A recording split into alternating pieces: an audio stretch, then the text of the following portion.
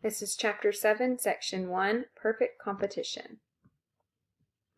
As we are going through the information for today's lesson, I recommend that you have a piece of paper and pen or pencil where you can take notes, so you'll have this information later for the unit test and final exam.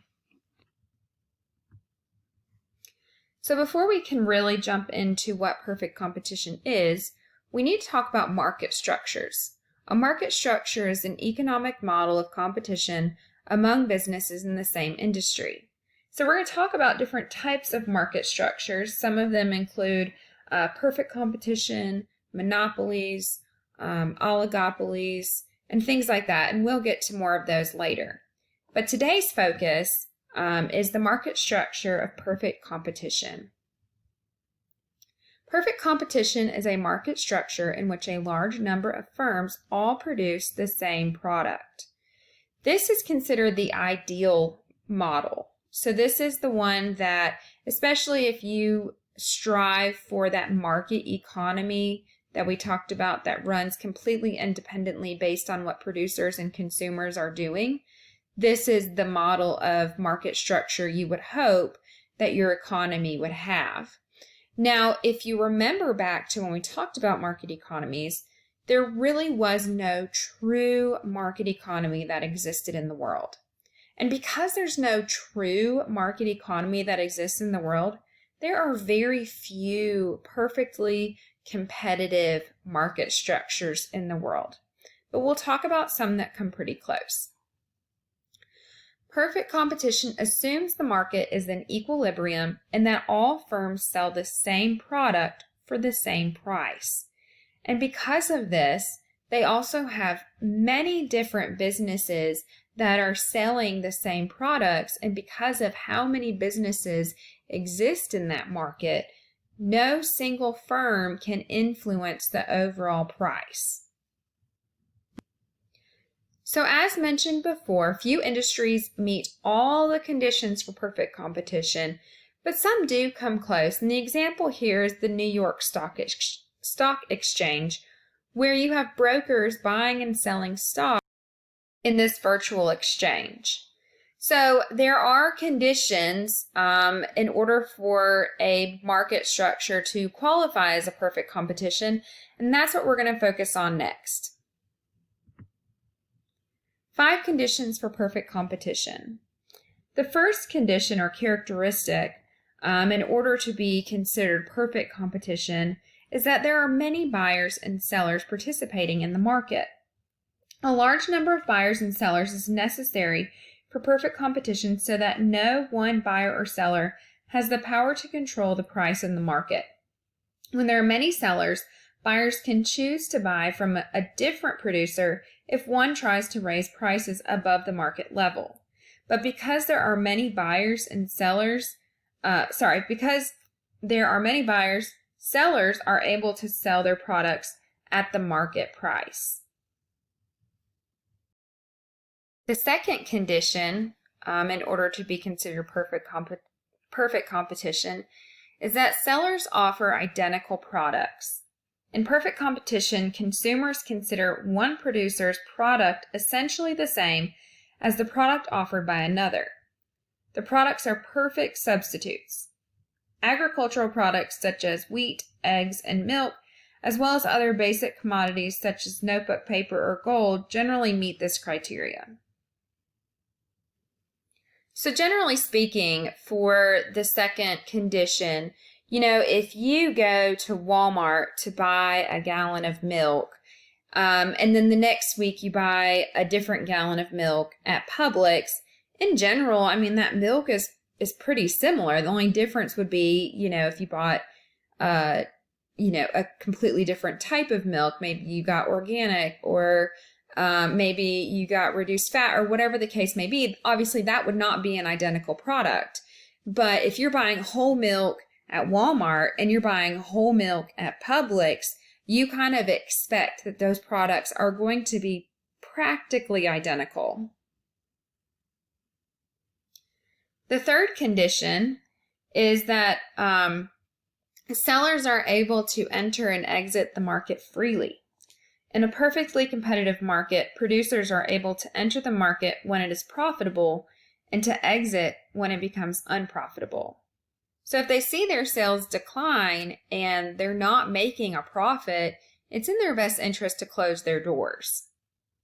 They can do this because the investment that a producer makes to enter a market is relatively low, and market forces alone encourage producers to freely enter or leave a given market.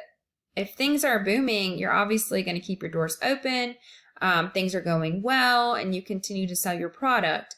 And if that changes, then the sellers are going to respond to those changes. The fourth condition is that there are independent buyers and sellers. In a perfectly competitive market, neither buyers nor sellers join together to influence price. When buyers and sellers act independently, the interaction of supply and demand sets the equilibrium price. So this takes us back to our last unit when we talked about the supply and demand curve and finding that equilibrium between demand and supply. Independent action ensures that the market will remain competitive.